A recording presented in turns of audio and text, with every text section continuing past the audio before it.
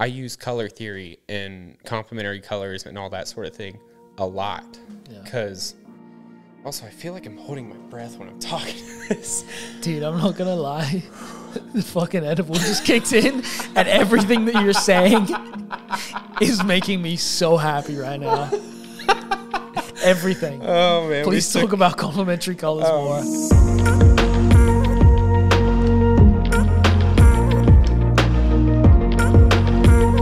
Yo, what's going on, everybody? Welcome to Substance Podcast. I'm your host, Liam, and today, this is a very impromptu episode. Me and Matt actually just sat down to record another episode. We got about 30 minutes in, and Matt was not feeling very good and decided that we will reschedule that episode. And because I needed to get an episode out this week, I figured it'd be the perfect time to grab my other roommate, Benny. This is Benny Wiles. I'm bricked up and hanging sideways, as promised. From the start of this podcast, I said that I would come onto this podcast, and that would be the first thing I said. So, and Ben is actually our first guest without a mustache. Yeah, I know. After the last episode where I mentioned that, Ben actually tried to grow out some of his facial hair, and how were the results? It looked like I was 17. You're 17? I am 17. Oh.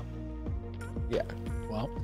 Yeah, I didn't like it. I tried it for a couple of weeks or a week and a half or something. I tried to grow it out. I just couldn't do it. It was just like, it just grew out, and it like didn't grow out good at all. And I just was in the shower. I was like, all right, I'm getting rid of this. And I took it all off, and I was like, there's me again.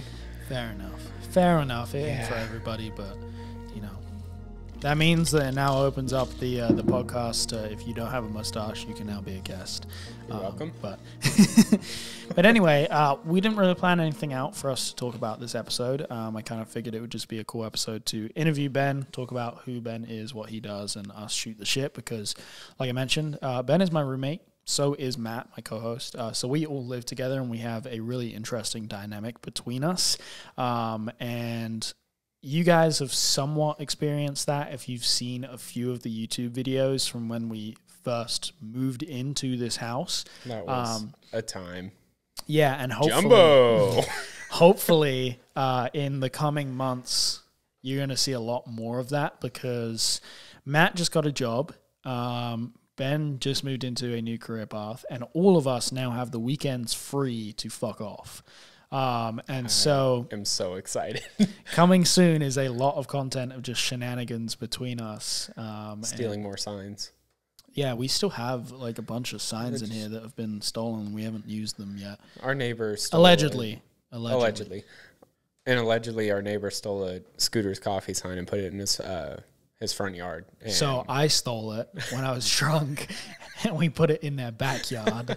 And we had this genius plan to start stealing signs from places and placing them in their yard. We don't know these people, by the way. Not at all. We just had this genius idea to start taking signs and just placing them in their yard. And we've placed none of them in not their yet, yard. But we are slowly collecting signs in this garage. Victoria was all about that, too. Yes. Like, she was went stoked to commit theft. Yeah. Allegedly. Allegedly. Fucking that night, we all went to Dairy Queen because we were all just like, ice cream. We need ice cream. Yes. And then happened to get a bunch of signs in the making. But anyways, before we kind of jump into some interesting stuff, because I don't want you guys to think that this is a non-car podcast. It is. We are going to talk about car stuff. It's just me and Ben have like a really cool relationship as well. You know, me, Ben, and Matt do. But yeah, we will get to some cars, but hopefully you guys kind of enjoy the lightheartedness of this too, because we're just homies and we shoot the shit, and that's literally all we do. I rarely take anything seriously. So yeah, I was gonna say that's why me and Matt do the podcast, is because we have like really serious talks. Yes. Me and Ben have the way less serious talks. It's just like yelling things out of context for an entire month to a month and a half. Well, this is still actually going on, but for the first month of living here, all we did when we would greet each other when we were walking in is like how I would know if anyone's home. We would just go, Nice car. Every single time somebody walked through the front door, it didn't matter who you were. You could be the handyman coming to fix the toilet. Yep. Nice cock. Nice cock. So yeah. Time. And it turned into multiple different adjectives for cock, like stinky cock and juicy cock, you know, just a normal one. Just so many different things. And now we still do it. It's our relationship. It's the constant back and forth of yelling things out of context, just random sayings or quoting like TikTok sounds. Pretty much, yeah. Yeah. Have you got that one sound that's, hey, what a problem, man. I'm spinning off these perks like I'm a laundromat. That shit has been. I don't even know that. What the fuck? Well, you know, you would think it's an older black gentleman singing this song, but you watch the original video and it's some white dude like clearly coked out and just singing along to some song, and he just has this like very distinct voice, but they just basically put that voice over the song, and this shit's so funny, dude. Every single video is so funny. Damn. But yeah. Before we jump into the episode and interview stuff, I do want to do like a quick plug because I have to. You'll see if you're watching on YouTube right now, I'm wearing a Substance shirt. This is a really cool olive green color. If you are not watching and you are listening, I can just tell you how comfortable this thing is. And if you would like one and you would like to support the podcast, please go to lepautomotive.com/shop and grab one. The money will go towards helping this podcast be a better podcast. Right now, I need to pay off the credit card debt for all of this equipment. So if you guys would like to see me not in debt, please go support these because they're really nice shirts and it goes towards making this a better podcast. So if you like what you hear and you want to make it better, go buy one of these shirts and I will love you for it forever. But he might even give you a kiss. Well, no, given the circumstances of COVID right now, I cannot offer the kiss, but he might kiss you through the phone. What a good song that was. For real. It's going to stand the test of time. But right now I've been like stupidly busy with getting caught up on editing stuff. So if you're familiar with the YouTube channel, I've just gotten done uploading all of the behind the scenes vlogs from the Gatlinburg trip. And I will just say, I think that they're better than the actual Gatlinburg after movie, which took a lot of work. The vlogs are just very good because they show a lot more of my personality, which is often hard to get across on camera when I'm filming myself. And it's one of the things that I really enjoy about me, Matt, and Benny being together is that like all of our personalities are fantastic and it's very easy to capture it on camera because we can hand off the camera to each other. Mm-hmm. And so, yeah, in the coming months, expect more of that. But I recommend that you guys go check out those vlogs right now because they're super entertaining and it gives a lot more perspective on what goes into like running a business and like traveling for all of these events. There's a lot of bullshit, a lot of things that go wrong and a lot of things that are frustrating, but it's also like pretty entertaining to watch me fail in some instances. So please go check those out. And I have more content that's in the backlogs that's getting uploaded real soon. But yeah, jumping into Benny Wiles. How did we meet? I was introduced to you through your Import Alliance Atlanta, like 2016 after movie. Which was my first full after movie that I did. It wasn't Atlanta, it was Kentucky. Oh, the Kentucky one. Okay, the Atlanta one was the first one that I did when I'd moved to the US. It was my like attempt at trying to get my name out in the US. And it worked very, very well. But yes, the Kentucky one was a few months later, which is actually funny enough. That's when I met Ben Garten, who we had on this episode or had on this podcast a few episodes ago through Violent. So yeah, it's kind of interesting that like did we actually meet or did you just saw my work from that? Yeah, I just saw your work from it. That thumbnail is always distinct to me of the like super wide angle, and it was like your old editing style, like how you did the very rich skies, like you always shot with an ND filter and everything. So funnily enough, the colors were always that good. Because I was shooting on a Panasonic, the Lumix cameras for me always have had like, I don't know if it's just because I got like color grading down to a science on those cameras, but that that camera, just like I would shoot in like cine, like the vlog profiles wasn't even a thing back then, but like for some reason I could just make those colors look really, really good. And I remember the first time that I remember like interacting with you was at Gatlinburg. The first year you came up to me and like complimented my videos, and you said, dude, I love that you keep the sky exposed in your videos. And I could have sworn I remember saying something about Panasonic being like really good for that. And I think he probably did. Yeah. I mean, it blurs into the million conversations you have at car shows. But which I should specify before we get too deep into this and you guys are like super confused as to what we're talking about. Benny is a photographer like myself. He has a background in shooting stuff, and there's a lot of things that I want to talk about with your photography style that we'll get into. But I have to premise that before, because otherwise you guys are like, y'all are talking about cameras. I don't know what's going on. Basically, we met through cameras, through like automotive media and stuff like that. Yeah, essentially. And then, we hung around in some of the similar circles. Like we had friends of friends and stuff, and that's how we ended up meeting. But like we have been friends, and our friendship has been built on the fact that we're both creatives in the automotive industry. So yeah. And I met Matt, my co-host, through Ben, because Matt actually lived with you before we lived here. Yeah. Me and Matt have lived together for almost 2 years. Yeah.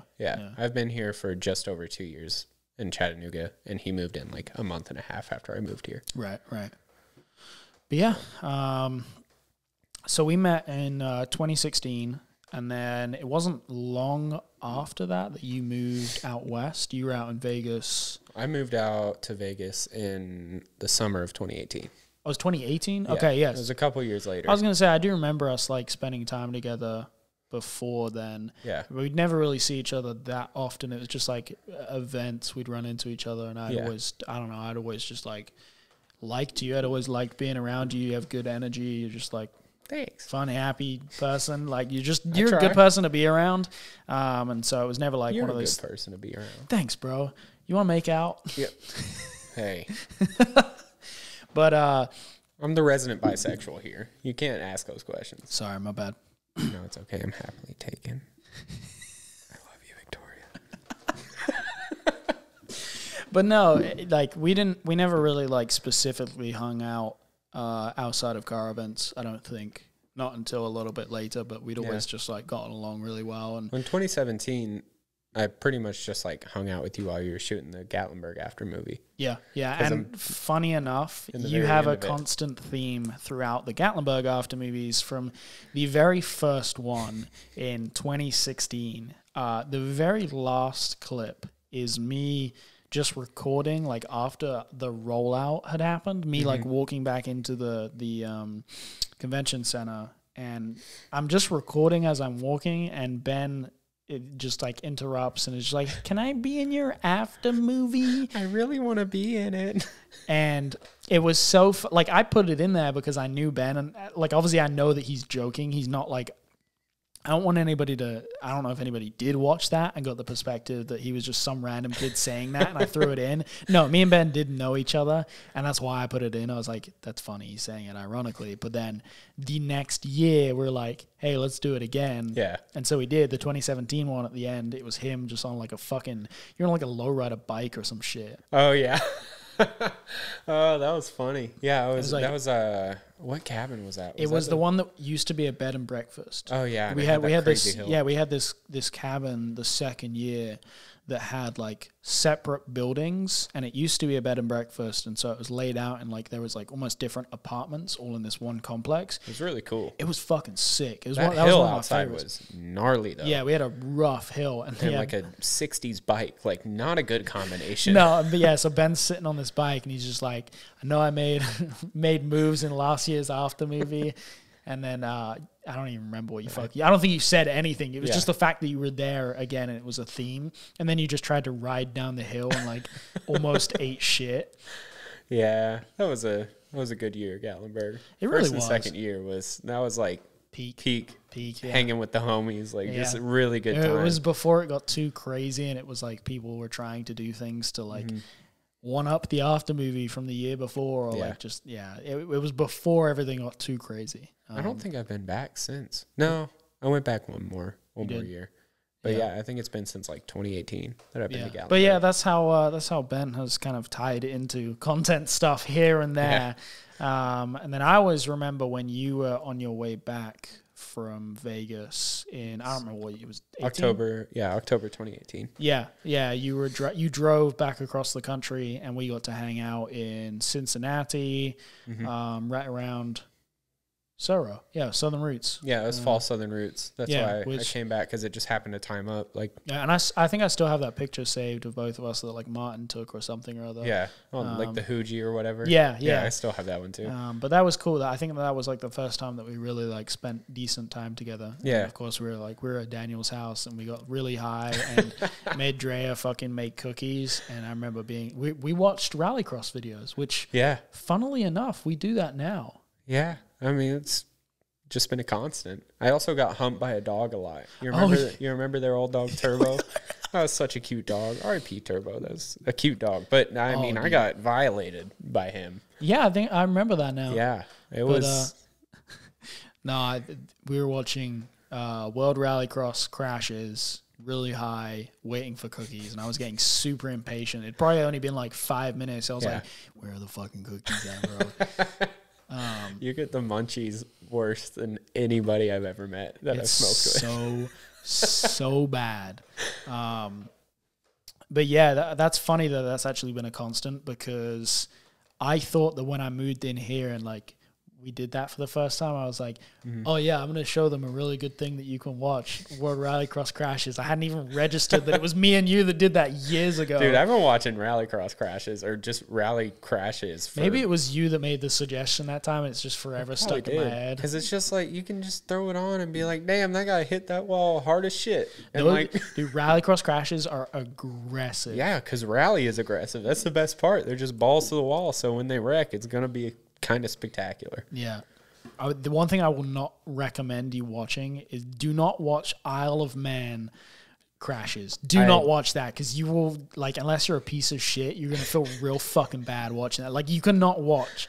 You cannot laugh watching Isle of Man crashes. Yeah. That is some serious shit, seeing a body fly through the air at like 200 mile an hour. It's not funny. I have seen those videos. Like, if it's rallycross, I'm like, You're good. They got a roll cage. You're good. You know, they're kind of designed to a take lot a of beating. A lot of them will roll like 10 times and then just fucking, like, you'll see the in camera or the in car camera, and they're just yelling afterwards like, fuck, damn it. You're breaking the car, Samir. Dude, whenever we're playing, so we have the sim rig here, and we'll play Dirt Rally 2 all of the time, and it is so much fun. It is ridiculous. It is easily like the most rewarding game, because it's so difficult. It's realistic and so hard to play. Especially like on a sim rig. I played racing games all my life, and that game is the most realistic as far as like actual driving physics go. Dude, it's crazy. When you're like, okay, well, I'm going to go balls to the wall on a gravel stage, it's tough. Oh yeah. It's really hard. So it's rewarding when you actually like get a really solid rundown, or like, shit, satisfying for me is just getting to the end of that straightaway in Finland and going off that massive jump and trying to cut that corner. Each of us have our own little niche on that game, where like mine is the New Zealand track. Yeah. There's a New Zealand track that is back-to-back hairpins. It's relatively slow. It's like a second, third, get into fourth on some corners. I don't even think you get into fifth.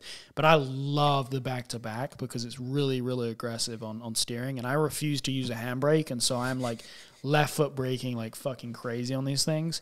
And I just enjoy the shit out of that track. You, on the other hand, do the polar opposite. You use Finland. I do Finland, but I mostly do Spain. Spain and Finland, which are fast tracks. Spain is fun. Sorry, I keep calling them tracks. If Matt was here, he'd be like, it's a stage. It's a stage. It's a stage. He's right. I mean, it's like that thing from Danny Duncan videos where he's talking to Papa Jin. He's like, you want to drive the boat? And he's like, you don't drive a boat. You con it. Sorry, Matt, it's a stage. They're really fast stages. Very fast. Spain is all tarmac. If you're familiar with dirt rally, then you probably know what I'm talking about. But it's all tarmac, very thin 2-lane road, and I try and get the fastest front-wheel drive car I can, because and you always do full manual like a lot of the time, don't you? Yeah, I try to. I was gonna say I tried the full manual. I got like relatively good on certain stages. Like I could do New England full manual and enjoy it, but like I don't know, man. The New Zealand one being my favorite track, and the Silverstone Rallycross track are my favorites because they're really, really technical. Bro, you just throw that shit in Silverstone. It's legitimately, when he plays Rallycross with these Rallycross cars on Silverstone, he will go full blast, get his hands under the steering wheel, and just throw the bitch into the turn and do reverse entries. Yeah, I'm sixth on that back straight where the start is. I'm going like fifth all the way up into sixth, and like as soon as I get into sixth, I like relocate my hands and throw it fully upside down, and then I downshift 2 or 3 times, so I'm down to third. So like as soon as I'm in backwards entry and the car starts to slow, I'm like fully on the gas and it just keeps it going around. It's so cool. That track is so much fun to me because the second day that we had the sim rig, I sat down and every single time I fucked up, I just like muscle memory just hitting fucking restart. Every time I even remotely fuck up, restart. Man, you sound like me. Yeah. And hyperfixating on shit. I was going to say, and I just did it back to back for like 4 hours straight until I knew every single entry point on that fucking track. That like now I can sit down on the sim rig, and as long as I'm like have 2 seconds to get used to the physics again, I can throw down on that track. But that's about all. And like we all have a little specialist. Like you in Finland is ridiculous to watch because this track you're a top out, like fully as fast as any car can go, and you like doing it in the Group B Quattro is ridiculous. Oh god, yeah, the Group B Quattro is damn near impossible to drive at just in any stage, but on there, I mean, it makes like I don't know how much it weighs. It weighs like nothing, and it makes like 600 wheel or some stupid shit. It's the fastest car top speed and acceleration in that game. And it's wild. Insane to watch it on Finland because it has this insanely long. It's not straight because there is subtle turns, but you are going full balls to the wall, 6th gear, and it's a lot of like small jumps too. Yeah, and then you hit that one section where there's just a massive jump, and you throw it slightly left off the top of the jump, so that as soon as you land, you're landing basically in this corner, going like 160, 170. It's so satisfying to hit that turn right. Dude, we are talking about this like we're actually rally drivers when like really we're playing this shit on our fucking sim rig in the garage. It's like an Xbox One. It's not a It's like an old TV and an Xbox. It's not even like a cool PC, really cool dual VR monitor, setup or anything. Like we're on like bare fucking bare it's like shit. Bare minimum sim rig, but it is awesome because it's a sim rig. Yeah, shout out to Matt because this is Matt's setup that he bought years ago and says he's never financially recovered from. Thank you so much because this shit's so fucking fun. It's so fun.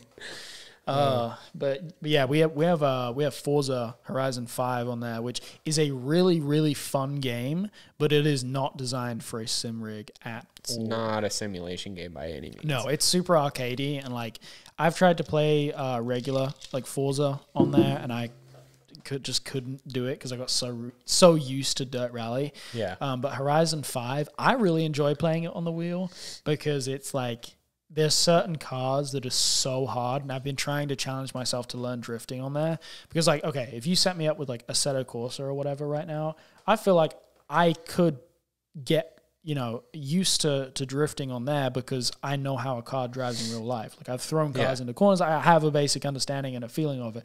With Horizon, it throws off any knowledge that you have completely. Yeah. Because it's designed. It's literally designed to use the little analog stick on the controller to where like when you're correcting a drift, you're just tapping the analog. Like it's centered all the time and you're tapping the analog to go right or to go left to correct. With the steering wheel, you got to think that naturally because of the physics, when you throw the car, it's going to want to counter steer. Well, if you want to correct from that counter steer, you have to do a full turn and a half to correct the other way. And you can't do it quick enough for the game. Yeah. And so there's been few occasions while playing that game that I've managed to like connect 2 corners. And I'm so overwhelmed with how much of an achievement that is because it's just physically impossible with how arcadey the game is. It's a fun game, especially when you like, I don't know, we build like really crazy off-road things and just go ham. Oh yeah. If you have, I mean, a lot of you probably have Forza Horizon 5. Get the Jesko, the Koenigsegg Jesko. Fastest car in the game. Yes. Put it on rally suspension. Put that bitch way in the air as high as you can, and then put it on off-road race tires. It is so much you go fun. Anywhere. anywhere. Dude, and fast. we have done some of the stupidest jumps in that car. It's So much ridiculous. fun. But should also mention, which Ben Garten put us onto this, the fucking Lamborghini Siesta Elemento. Oh my The God. Forza edition. Yes, it makes zero sense, but it doesn't matter how fast you're going. If you turn into a corner, it is going to turn. And it's so ridiculous that it gets to a point where you can't actually react fast enough. Yeah. And to specify, it's like Don J1 Song's tune or something. It's a specific tune for that car, but it just has the most amount of grip you could imagine. It's ridiculous. That is the only car that makes that game like a little bit somewhat realistic on a wheel, because like no, it's not realistic at all. You're doing 250 mile an hour into a 90-degree corner, but it like the feedback on the steering wheel is ridiculous. It's really fun. All right, we've been talking about the sim rig stuff forever, but it's so fun. I feel like, it's still car related, so you guys, don't hate us for it. And I'm sure plenty of you guys have Horizon 5. But if you are interested in getting a sim rig, ours is a Thrustmaster. That's all I can tell you. Yeah, it's look into it. It's worth doing. It's really, really fun. Thrustmaster. I know if you have PS4 or PS5, if you're getting Gran Turismo 7, they came out with like a Gran Turismo 7 cool ass wheel. That's badass. And yeah, it's really cool. It's like $1,000. I don't know. It's a pretty penny. Yeah, I mean, everything's, anything like this is going to cost a bunch of money. Yeah. So don't expect to do it for cheap, but sim rigs are so good, especially this time of year when, like, if you are somebody who enjoys driving, it's kind of a good alternative because the weather sucks and you can't really go out and drive. Or if you're in Ben's situation where you don't have a car that you can like enjoy as much. Yeah, dude, I have a Hyundai Tucson. Dude, we enjoy the Tucson. The Tucson is great. It's a road trip machine. It's a mom car because it was my mom's car. But I keep that bitch clean on the outside. Is it cream on the inside? Yeah, ice cream paint job. Yes, sir. All right. So one of the things I want to talk about this episode, photography stuff and how it relates to cars, because we're both photographers. We both have very differing shooting styles, although I will admit right now to everybody else that your style has somewhat more inspired me over the years to change my style. So thank you for that. I hope you don't feel like I ever am stealing your style. I mean, yours is very unique to yourself. But thank you. I'm going to describe how I perceive Benny's shooting style, and then I want to hand over to you and have you explain it. Okay. Because your perspective may be different from mine, because it's obviously photography is an art form. It's a subjective thing. However you perceive things is obviously going to be different than maybe how the creator does. So I've studied Ben's photography stuff for a long time because we've known each other, 5 years now? Yeah. 6 years almost now. Yeah, that's crazy. Yeah. I've been in the US 6 years. That's so crazy. Wild. Anyways. So I describe Benny's photography style as cinematic. And I say that because pretty much everything that he shoots is usually a letterbox crop. 16 by 9 is probably like the tallest you will usually do. I mean, if it's weddings, I do some 4:3 because it's different. Right. Calls for something different. But the majority of the shots that Benny shoots are their landscape in orientation, and then they are cropped extremely skinny. So they're super wide frames. And the thing that's always made me fall in love with the way that Ben shoots is everything is captured like it were a movie. Everything about it is very cinematic. And so the framing, because he is planning to always crop really tight, to me it seems like you always frame everything so that it tells more of a story around the car. It is not very often that Ben is shooting a car and the only thing in the frame is the car. The majority of the time he's using the environment that is around it, whether it's an environment that he's chosen or an environment that is just naturally there and it's a candid shot of a car. Every single image that I look at that Ben shoots has a story behind it. It has things in the frame that add to the subject instead of it just being the subject. And this is where, a normal photographer and a great photographer differ, because Ben is using the things that are just there in the environment to aid his picture and make it a better image. You're not relying on fancy editing, because most of your editing is like it's pretty simple, relatively clean and simple. I mean, you do mess with colors here and there, but it's nothing drastic. And you emulate film with everything, right? I try to. I mean, you shoot a lot of film anyway. Yeah. But yeah, everything. The thing that is making his images stand out is his compositions. It's his framing and his storytelling through that. And so, yes, that's how I perceive your photography style. Is it's cinematic. It's very, very it's just beautiful. I cannot speak highly enough of how much I enjoy your compositions. But yeah, they're fantastic.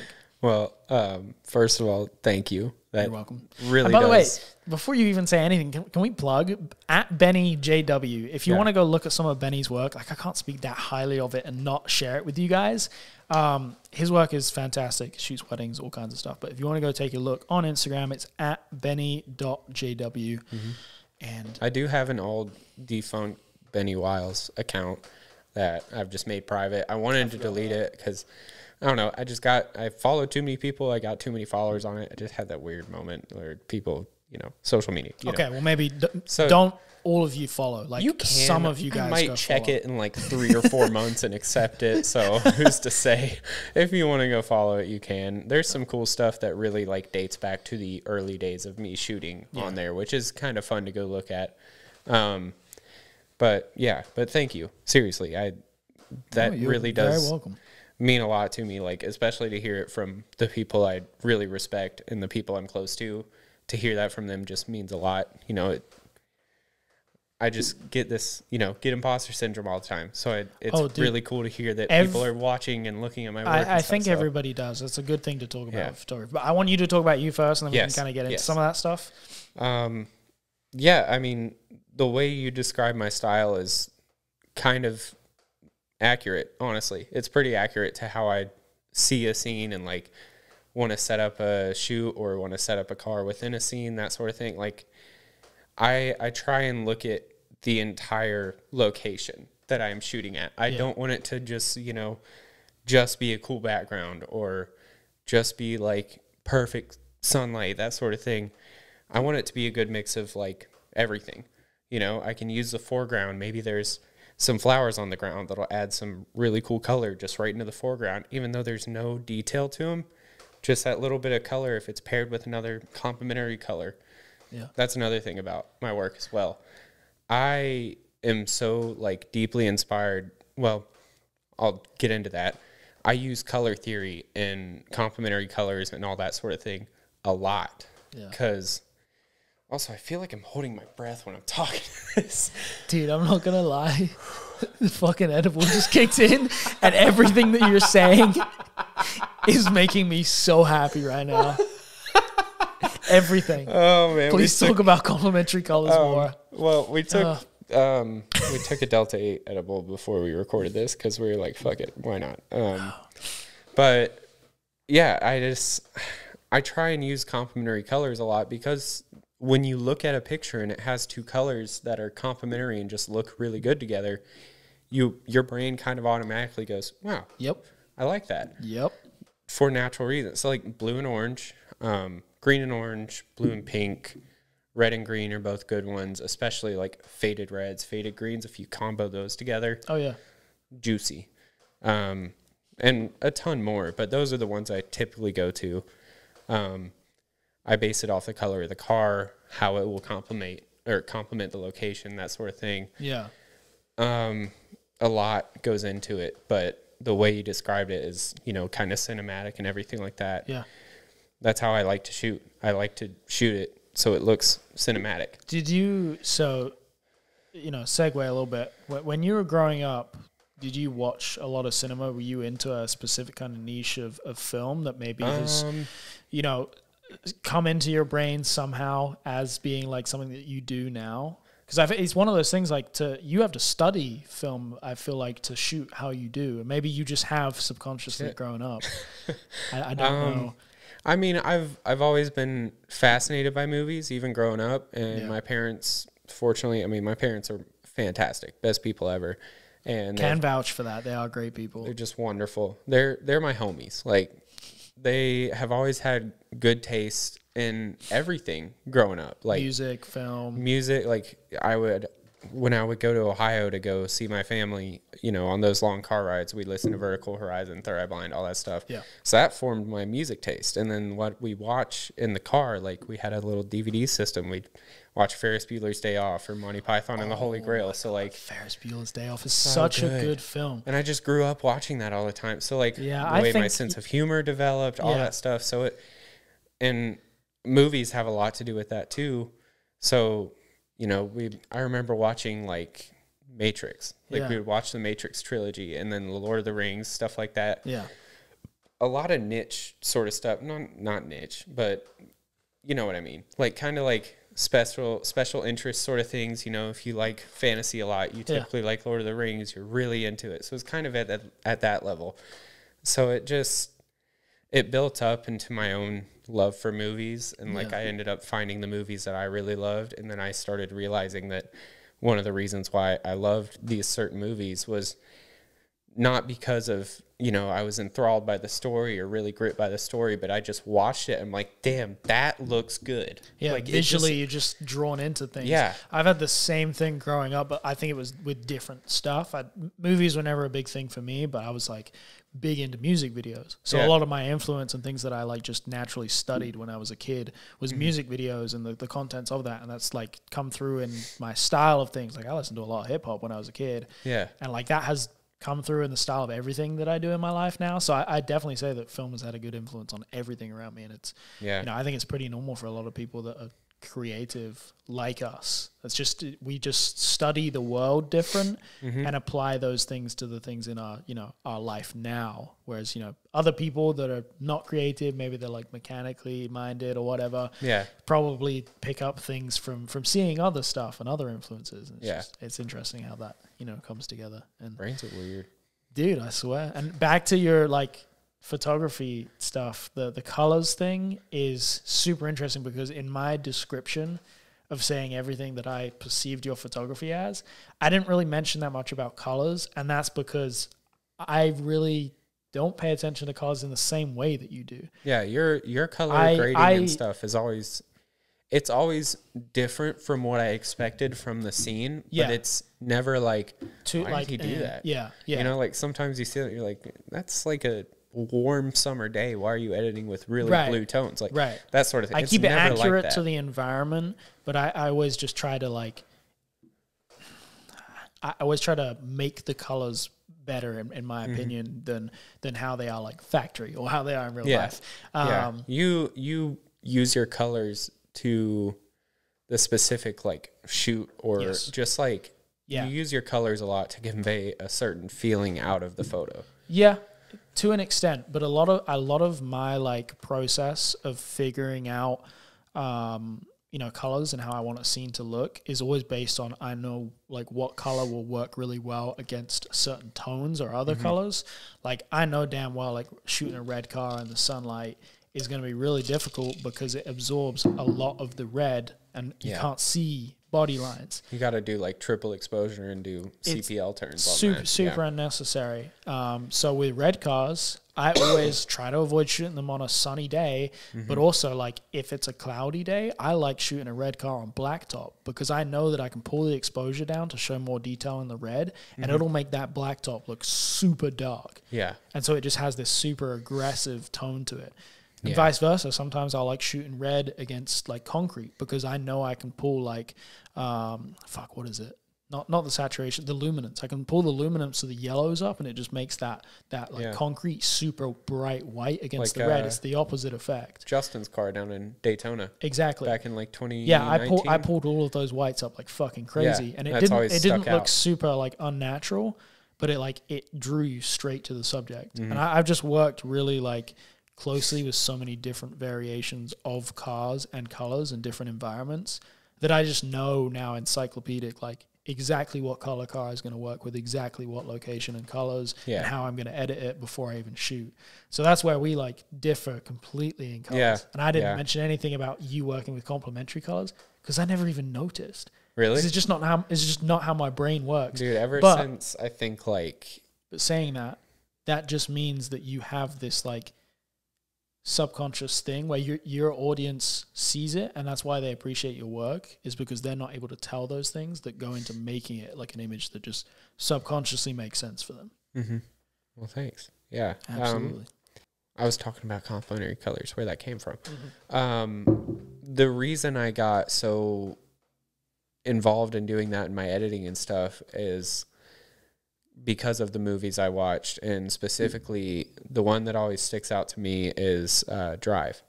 Yes. Yeah. I actually hadn't seen it until we lived together, Yeah. and you guys kept talking about it, and like our living room is based off of the color scheme from that. We got which blue I'll let and you pink. kind of explain it. It's sweet. So like I said before, I'm a bisexual, and bisexuals notoriously love blue and pink lights together. Do you really? Yeah, it's a coin term. It's like bi lighting. So that's why I had those two light bulbs. Do I question my sexuality now? Because no, you just enjoy good lighting. I enjoy those lights. You just enjoy a good aesthetic. But I do. Yeah, so I just had two colored light bulbs that were blue and pink, and then, we have the LED strips, that sort of thing, but we put it all around the living room and the kitchen and everything like that. So we have like a light strip above our cabinet and also one behind the TV. And then I found this cool ass lamp in Nebraska for $5. I didn't even realize that you can turn the power up on that. Oh yeah, it gets bright as fuck. Yeah, dude. I was like, oh shit! I always thought that lamp was just dim. Yeah, no. And then I put went to turn it off. Settings. I went to turn it off and turned it the wrong way, and it got like hella bright. And I was like, oh shit! I didn't know I did that. Yeah. So I got that cool lamp. It's like all solid gold, and it has like an upturned. Well, it's not shade. actually solid gold. Yeah, I mean it's gold color. It's pretty fire though. And I just turn it down like to the most dim settings because it kind of looks like a sunset over the top of a horizon in a sense, like the rays kind of coming out. So we have like blue and pink on these lights behind the couch on this cool ass art piece that I also found at a thrift store for also $5. All of our cool gold shit in there. It's $5. I swear, yeah, it's all fire. So we have that as like a staple piece, and we have blue and pink in there. So that kind of illuminates the whole room. And then we have, with the light bulb as well as the LED strip behind the TV, have one remote for that, and then the LED strip above the cabinets. So we have multiple different light sources that we can change around. And that was like, I've been doing that since I started living here. That was like one of the first things I got when I moved into my apartment. Yeah. Like my first apartment here in Chattanooga was like, Aesthetics. I got that monster, like 2 light bulbs and a LED Will somebody strip. please give this man a fucking lighting design job or something? Because all I can think about while you're doing this, I'm like, man, it sounds like really cool, like fucking, I don't know, TV sets where it just looks aesthetically super pleasing. It's like, fun. Hire this man. He wants to do this. That's one thing that I haven't told a lot of people is that I really want to work in the film industry. Like, yeah. Wow. Everything just came full fucking circle. Goddamn. Everything about your photography shit just screams film. The fucking way that you light your rooms is like film. Everything is just like, hey, I want to do film. Yeah. Please. Yeah. Movies have just always inspired me so much. I never hook on to things other than like music. I feel like movies and music are up there for me as like top 2 things that I just grip onto, especially if it's something that is gripping, like gorilla grip. I should call her. Fuck. She's upstairs, dog. Yeah, like Interstellar, favorite movie of all time. Oh my god, we still haven't watched that. Oh, that's right. Yet. Fucking we need shit. to do that with the lights. Yeah. Dude, if I did not have to work after this. Yeah, that would be incredible. I have to. Damn it. Yeah, I need to as well. Fuck. But Interstellar, favorite movie of all time. For a lot of reasons. Just really cool. I mean, it's a journey when you sit down and watch it because it's like 3 hours long. It's a long movie. The soundtrack, phenomenal. Hans Zimmer's best work forever. Like, fucking incredible. The way it's shot is really cool. Everything about it. So it's just like, I could go on rabbit holes about these movies and these things for probably a solid 10, 15 minutes. So I'm trying to spare myself as much as I could. Like, we're already 45 minutes in and we've talked about like one thing about like me really. Other than that, it's just been like bullshitting. Dude, which is totally fine. We're getting super deep into photography stuff. We are kind of going back to I'm my background. really enjoying just hearing how like your influences throughout your life. There's so many. this is what I'm sorry for anybody that's like super nerdy about cars and doesn't really care about photography. But if you are even remotely interested in photography, I feel like this is such a good episode. Which I'll get back around to like photography within cars and stuff. Yeah.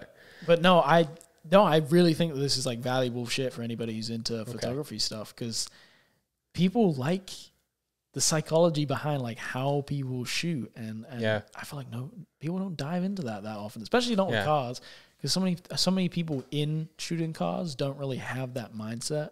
Yeah, they just shoot cars because it's like a way to build a brand or do whatever. Shoot everything. We are artists like through and through, because everything that we do has a rhyme and reason behind it, and this is so cool to share with other people. I like shooting cars a lot because I didn't come from I didn't start out with photos just shooting cars. I didn't get into shooting cars until like probably 4 or 5 years into shooting photos. Neither did I.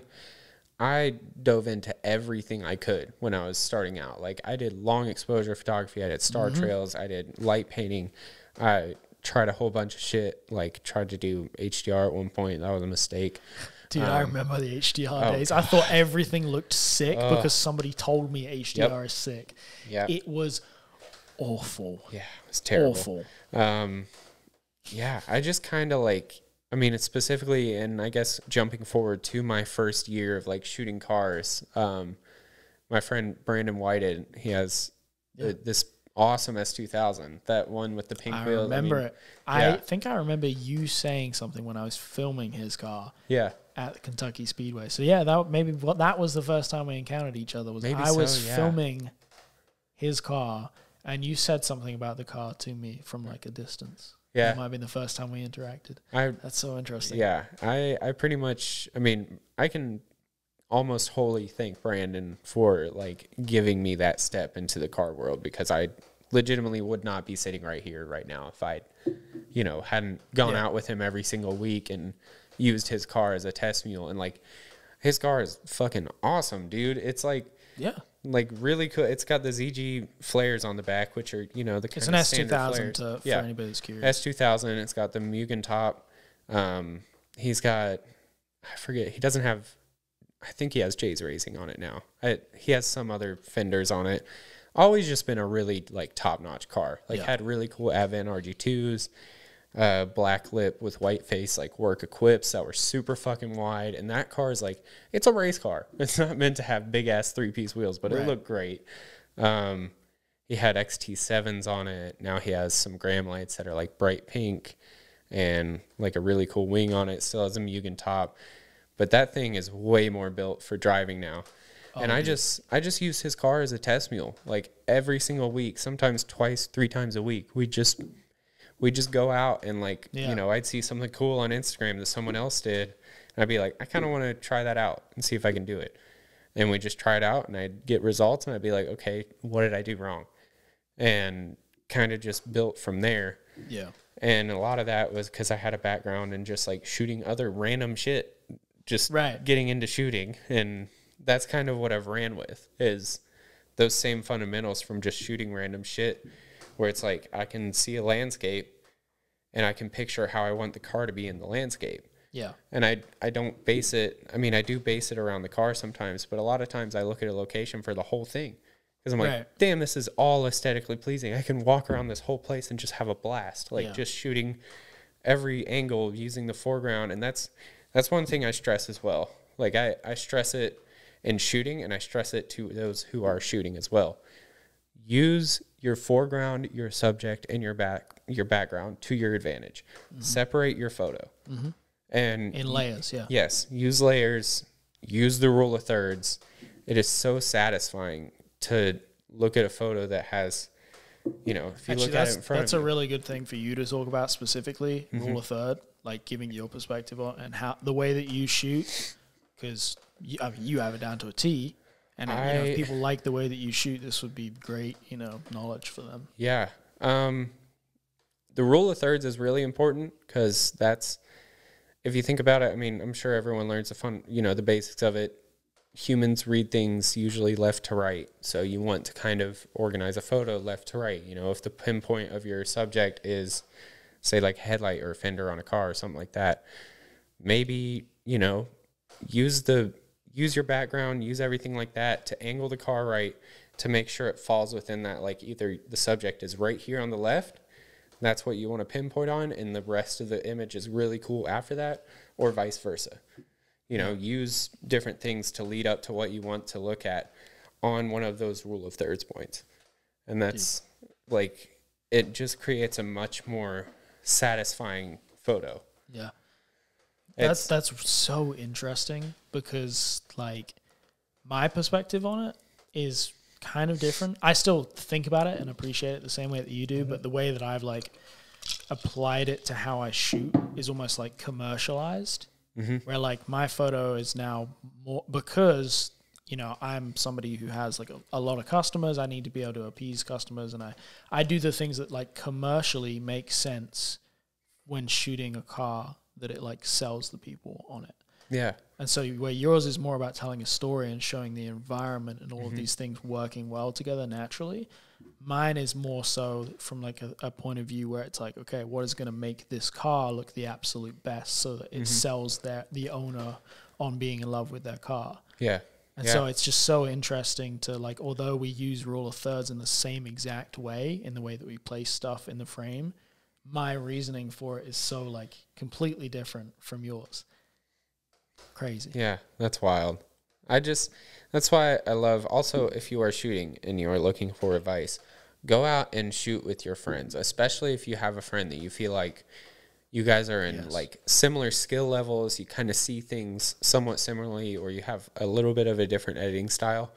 That helps you grow as a photographer, especially automotive photographer, so much. Like 2017 shooting was a really good year. I shot a lot of cool shit. I did a lot of cool stuff and traveled a lot. 2018 is where I grew the most as a photographer. Yeah. Like for sure. Cause that's when I moved out to Vegas and Charlie, who was here, was out in Vegas at the same time, doing an apprenticeship for a company at the time that was like restoring FJs. So basically it just worked out that we were living in Vegas at the same time for a solid couple months, maybe 3 months, something like that.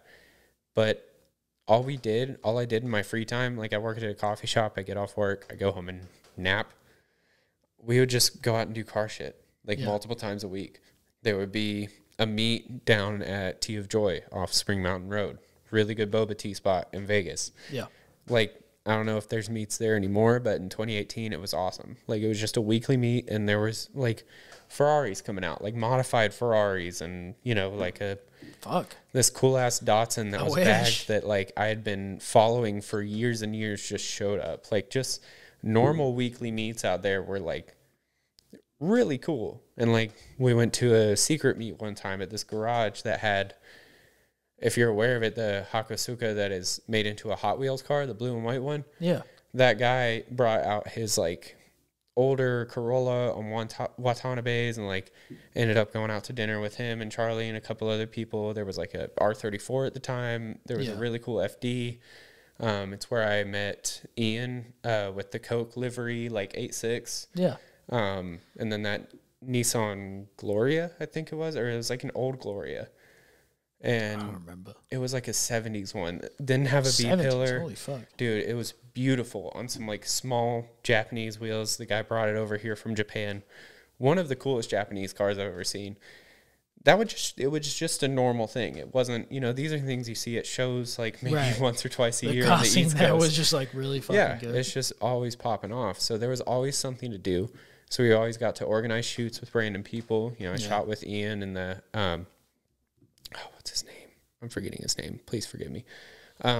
We shot with both of them. We shot with like an 8.6 when we were out there, or a GT86. That was our first shoot out there, and that was really cool. Shot a Mustang out there, a whole bunch of other stuff. But we always would go to the shoots together. Yeah. Like every single shoot, pretty much every single shoot that we did, either one of us, we were there with each other. Yeah. And it was so cool to sit down, and I'm kind of a competitive person, so like it pushed me to kind of like try and one up what I'd done before and kind of like edit in a different way that was on par with Charlie's, because Charlie's phenomenal photographer. Yeah. So I would try his and way of shooting is awesome too. It's like it's so different from ours. I have taken so much inspiration from how he shoots. Everything is to do with how he uses natural light. Yes, natural light. It used to be for me composition. I've learned so much about composition from him. Like that shot that I like to do where you're like looking through the right side of a back windshield and the steering wheel is in focus, and then the rest of you've got like the passenger seat being your foreground, and then background is the stuff outside. It's that shot I learned from him, and I love it now. It's one of my favorite angles, like especially interior shots. I learned so much from him. And when we would go out and do this stuff, when we go out and shoot these same cars and everything, and get completely different results, it was so interesting to compare how he edited it, how he saw the situation, how he exposed it initially versus how I did it. And that helped me grow so much within my own editing, because I just pushed myself, but I didn't want to push it too far, because I kind of had someone there that was already insanely talented to almost keep me in check. Right. You know, like some people can be like, change the game, change up my editing. And it just I was going to say, there's so many people that are probably like struggling to hear this because they see every photographer as fucking competition. Unfortunately, like if you keep that mentality, this is going to be really hard for you to like stay around longer term. Because it's just, that's too much of a toll on you mentally to compare yourself to others and see it as competition. Yeah. All of your photographers are literally homies. All of us, the way that we see each other and all of our friends that are photographers, like, dude, we're all just so into it. Yeah. Like, it doesn't matter if one's doing better than the other. It's just like, we all just fucking love what we're doing and want to push each other. Yeah. And like too many of you kids is usually the ones that are like, having all of their equipment bought for them and they're really, really nice stuff and haven't like figured out style or like simple things yet. They're just like super competitive about it. Like, I have to make it as sick as possible. And same mentality comes through with people on cars and when they build them. Yeah. Dude, we're just of a completely different mentality where it's just like, we just love what they're fucking doing and we just push each other. I love to so much just more productive. Do it. I just like to take photos, it's just cool. Like I was telling Victoria the other day, I was like, the amount of, when I don't have a camera on me or when I don't just like have the forethought to like pull out my camera on my phone at least. Yeah. The amount of just like mental snapshots I take throughout the day of like, I just look at a random scene, I'm like, that'd be a good photo. Dude, it's all the time. Like I just look at the way, and sometimes they're impossible because you're just driving along and you have to stand in the middle of the road and like look at a building or look at a situation differently and be like, that's a good photo, but I'll die because someone will hit me. Right. But just the amount that I just do that, where I just am like, I just stop for a second. I'm like, that's a cool photo. That sticks with me. That comes through in your pictures so much because every single one of them is always, it's a realistic perspective. You are never like pushing like crazy low angles or crazy high angles that like would be unnatural. Like, why would somebody be laying down there to see that? Yeah. Or why would somebody be in a fucking helicopter right above that to be able to see that? Every single one of them is a realistic view of how you as a person could see that car. Yeah. That comes through in your pictures so much. I've kind of grown into that too because I've done what you just described before. Like I feel like I'm talking so aggressively at you. No, I'm so passionate about this shit. It's fucking awesome. No, it's a lot of fun to talk about. But I mean, I have done that stuff. Like when I had a 24 millimeter lens, like I would, since I'm tall, I'm 6'1", like I could just put my hands up and be like way taller, like almost 8 feet tall. Yeah. And where it's a wide angle lens, like I just basically go up and like aim the camera down and kind of, it almost looked like I was up on a ladder shooting this car. Yeah. But I still usually tried to put it within rule of thirds, which was really fun. Right. It was kind of like, so it's just slightly above what a real you could really see. Yeah. So it was fun to like show off the car from that angle because it was almost like a 3/4 angle just from really high up. Yeah. And it was fun, but I don't do it anymore because I lost the touch with it. I had a way of doing it before, and I've tried to do it again. I'm like, I just don't got it anymore. You think it's because you've switched out equipment quite a few different times over the years, like completely changed brands. I wonder if that played into it at all, like just having to relearn settings and certain colors and stuff. Yeah, I did. I mean, I primarily have shot Nikon. I still shoot Nikon, but in 2019, when all of my gear got stolen, I had started a GoFundMe, and that was like my last resort. I had gone all summer long without shooting, and that sucked because like I got my camera stolen, and like my girlfriend broke up with me at the time, like that same day, and like all this other stuff. It was a really shitty day, and then I just had all summer long where I couldn't do anything. I couldn't go out and have a creative outlet. I couldn't do anything because I had $5,000 worth of camera gear stolen from me. Right. That was like my whole livelihood up to that point, you know? And so my last resort, I was like, I'm going to start a GoFundMe. I love my friends, and I hope they love me back and want to give me some money because that would be really cool. And I wasn't going to hold it against anybody if I didn't get any money. Like I was just like throwing it to the wind, whatever. Yeah. I set a $1,500 goal. I was like, maybe I'll get like $400, $500, you know, like just at least have a little bit of a start, like a cushion to start with. And within like 24 hours, I was at like $1,800. Hell yeah. It was ridiculous. Like that was one of the most humbling moments in my life up to this point. Really? Like it just really let me sit down and think like, damn, I really got a lot of people in my corner, and I really appreciate that. Fuck like it's not, I don't want to use people, and I don't view people like that just because they gave me money. Like I legitimately love my friends. Like if you are a friend of mine, if we know each other in real life, I probably love you because you're just my friend. You're my homie. But it just really let me sit down and think about that, because it was just like, they support what I love. Like they see that it's something I love, and they support what I love, and they want to see more of that. And that was like, it was incredible. So with that money, I ended up buying not an Olympus, what the fuck? Fujifilm. A Fujifilm. Something. It was a XT2. I had a few different lenses for it. I had like one that was like a 55 millimeter 1.1. It was like a CCTV lens or something. I don't know. It was wild. 1.1? It was the softest lens I've ever shot with. Like legit, like you could stop it up to like f8 or something, and it would still just like, it would just be soft, and you're like, damn. I was really hopeful for it because it looked really cool. And granted, 1.1. Yeah. I could have probably used the softness to my advantage at times, but it also wasn't a great, like, you know, usually you see soft things like that and that sort of thing in like portraits, like someone shoots it with like a 35 millimeter lens, like something more lifestyle-esque. Mm-hmm. So I couldn't really use that like softness and use it to my advantage. Which, on another note too, if something's fucked up on your lens, if it's like not detrimental to how your lens, you know, if you can still see fairly clearly through it, if your lens still kind of works, find a way to use that fuck up. It's really fun. Like I've had a couple of lenses that fucked up. I had a 51.8 that I accidentally left a pocket of my camera bag open. I was walking through my garage and it dropped out, and it landed on the concrete, and one of the elements on the inside kind of like, I guess, tilted a little bit. Yeah. But it was really cool because it kind of gave this weird tilt shift almost effect. Really? Yeah. Like I could pull it up real quick. I have to like visually see that. It's really cool. I ended up using it for portraits and stuff.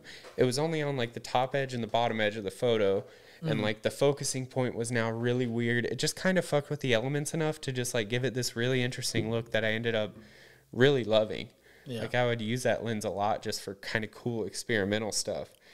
And that was fun. Like it was really fun. On like old film lenses, if you shoot Nikon, you can get AIS lenses, which are just the old like 60s, 70s, all metal, manual everything film lenses. That's how I learned a lot, like more than anything, how I learned the fundamentals of shooting. I just got a film lens, and it just taught me everything. I was like, oh, aperture does this when you change it this way. Oh, you have to change your, like, it just forced me to shoot completely manual. Yeah. And it forced me to slow down and get focused in the photos, like that sort of thing. Like it slowed me down enough to teach me so much about shooting, and it was awesome. Let's see. Okay. I feel like anybody who is passionate about photography stuff is fucking enjoying the shit out of this episode. I hope so. Because I'm enjoying listening. I hope so. Okay, yeah, here it is. Oh, shit. Okay. So, like, all right, the very dead center of the frame is in focus, but it's almost, zoom out again. Yeah, it's almost like it's got this left to right, like where the right of the frame, the focus is just like peeking in. I can send these to you if you want to throw them up on. Yeah, that's super cool. Especially on this one. This is shot with a 50 mil, but the way the tilt shift works, look, it's like, it gives this, like, you know, you usually shoot an engine bay shot with a 24 mil, something wide, that sort of thing. But it's an entire engine bay shot, and with the way the element messed up, it almost gave it like a shorter depth of field to give a really, really cool perspective on, like, it looks like I'm closer. It gives it a tilt shift effect. That's fucking It looks like I'm closer to the engine than I am. You got to be able to, like, really pay attention to this stuff to be able to pick up on things like that. It's so much fun. That's so fun. It's so much fun. I mean, like, and like vertical photos especially, because like you could just it pulls that depth like out ridiculously. Awesome. It was a lot of fun to use. I'll send some of these to you. But this was my first meet out in Vegas back in June of 2018. Sick. Like my first week out there, living out there.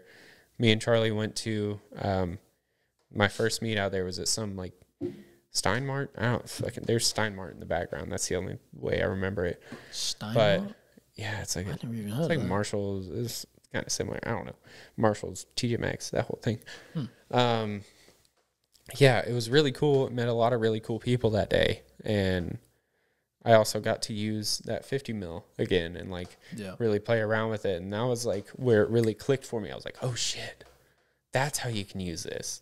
Like I'd used it for portraits and other things, but like when I shot cars with it, I was like, damn, okay, I can really use this. And then it got stolen from me like a year later.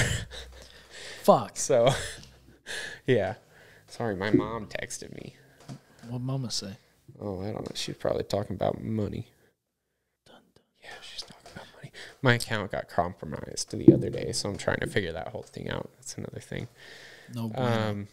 But yeah, I mean, back to my main point. If you have a lens that you can't quite find the sweet spot on, or it just, something doesn't quite click for you, just keep trying to fuck with it. Try and mess with it. Try and find something that clicks with it and just run with it, because it's a lot of fun. Like, do experiments with your photography, but don't go so far out of your bounds that, like, you're afraid you're not sure what you're doing. Like, you can kind of be a little bit confused about certain things, that sort of thing, but, like, when you go a little bit too far, like, out of your wheelhouse, and it sounds really shitty and, like, uppity. I'm not trying to be that way. When you push it too far, it shows. And you can use that as a learning experience, or you can just not do it in the first place.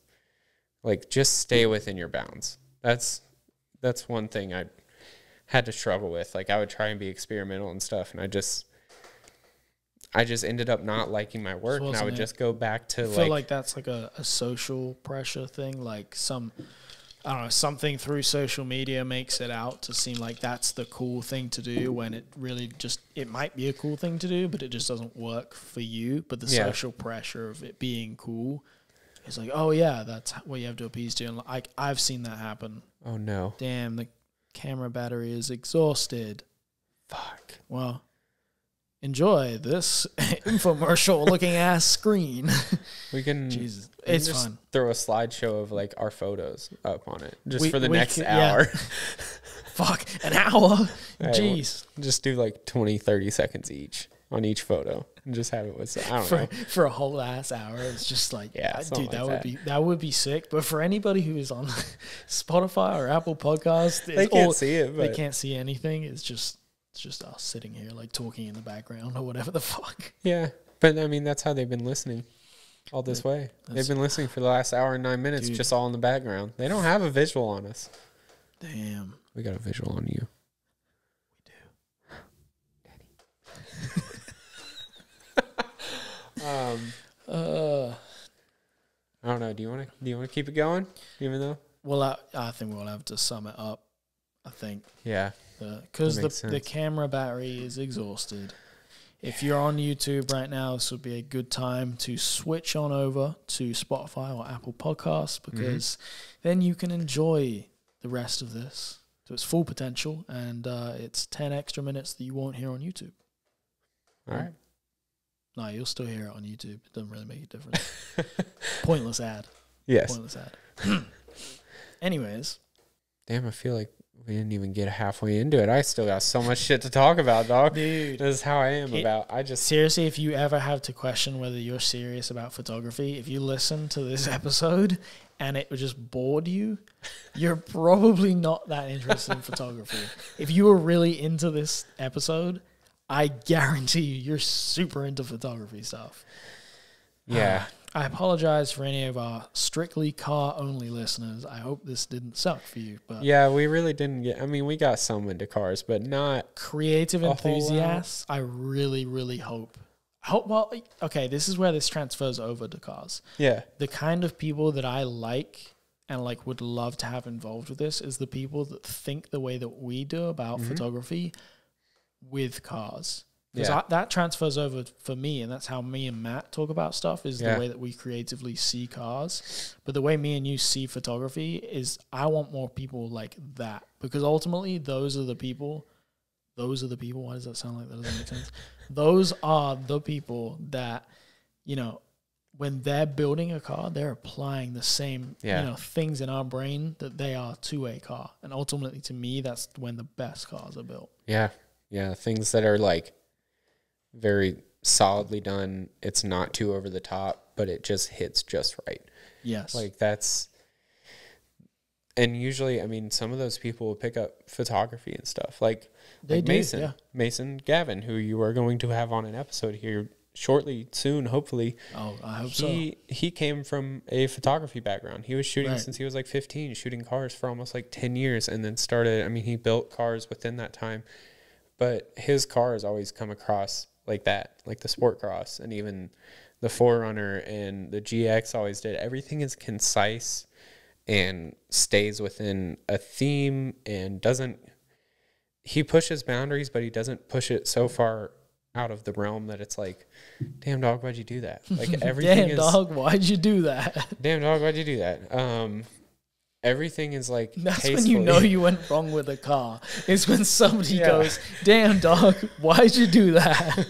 Like, damn dog, have you thought about like not like just in general? That's like, when you know you fucked up. Yo, dude, like why? Like, not much more. If you're ever curious about what you're doing to your vehicle, if you ever want to know when you fucked up, just talk to me and send me a photo of your car. And if I respond with, yeah, I get it, but, you know, why? Why'd you do that? I would. If y'all want to send me messages of your cars and let me give my honest opinion. Don't take that too seriously. Please do whatever you would like to do with your car, but that is so funny. That's true. Do whatever you like to do. But damn, dog, why'd you do that? Okay. All right. I think that summarizes pretty fucking good. Didn't at all, but we got it. Oh, dude. Oh. I feel I'm going to be very uncomfortable, I think, editing this. Why? Because I am going to have to see what I look like when I am high and very fixated on something that I'm passionate about. And I've yet to see what that looks like to myself. But I enjoyed everything about. I love photography. I love cars. It's so much fun. I love good conversation. And also, book me to shoot your fucking car, please. I know the video isn't working, but I'm looking into the camera because it's eyes in my brain. Book me to shoot your car. I've shot 2 cars in the last 3 months, I think. Please, guys, please. That would make me so happy. Like, I want to hang out with the homies again and shoot cars again, and I just haven't been able to do it for a number of reasons. But like, if you guys have a cool car and you have looked at Benny's pictures and you want his style of pictures, please hit him up. I'm book him affordable for that. I am affordable. 100%. Because that will just make everybody happy. Makes everyone's happy. Makes everyone's happies. Yes. Yeah. Like, just, it's fun. We have a good time. I almost always end up being friends with the people that I shot their car after I shot their car, just from like one meeting, just because it's fun, because we have common interests. So if you want to like get some cool cars and talk with one of your future homies, like, let me know. What a good episode. It was. Can I do shout outs? Yes, please, Okay. please. One guy that really inspires me at Six Speed Soul, who I think you mentioned in the very first episode of this podcast. Yes. 6 Speed Soul, Colton Blackmore, phenomenal photographer, the king of using the Pro Mist filter in a positive way. I'm phenomenal. so tired of people using Pro Mist filters to like in every situation thinking it's going to aid it. Yeah. And if you are going to use it, learn how to expose your shot properly to make it complement the photo itself. Yes, you got to shoot real dark with Pro Mist. Pro Mists are so selective. You cannot just be throwing that on there. And granted, that's not us, we're not trying to be like, this is this on that subject. It's just naturally how things make sense to a brain. You're a lot more soft with your explanations, because I'm like, nah, you got to do this, dude. I just try to cover all bases here because people will just be getting upset. That's true. That's true. I'm not trying to tell you that this is how it has to be. It's just how we think. Yeah. Dude, also, Avery Paper Company on Instagram. Sounds like a paper company. He's actually a phenomenal photographer. Who else? I mean, I want to shout out all the homies because they're my homies, but this is my shout out to all my friends and all the good people listening to this. I've wanted to come on this podcast for a minute, and I'm glad I'm able to. And also be kind of high and talk about things I'm passionate about. Oh, dude, I was going to say, we did record another episode like months ago. Like when we were... Oh, my God. We didn't put it out, but we just recorded an episode of us. Oh, my God. I forgot about that because we were so high. We got very high and recorded an episode, but we brought snacks in here. And it was sponsored by Aldi's chocolate chip bread. Aldi's chocolate chip bread! That shit is fucking gas. It's so good. It's free real estate. You'd literally think that they would dry the fuck out of your mouth. It's juicy. Oh my. Juicy. Amazing. It's so good. It's like $2 too. If you want to be affordable and have a delicious snack. No, I want to say it's like $3.50. It's like $3.49 from Aldi. $2 in my book.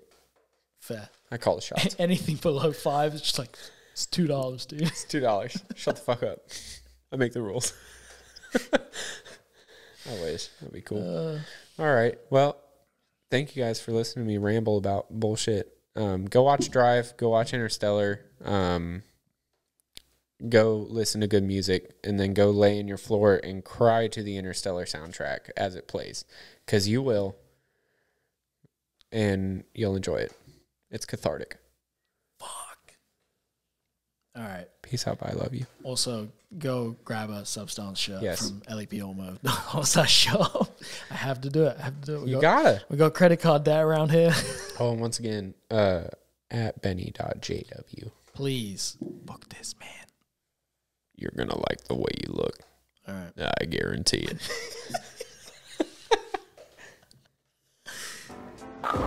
Nice cock. Okay, thank you. Beautiful.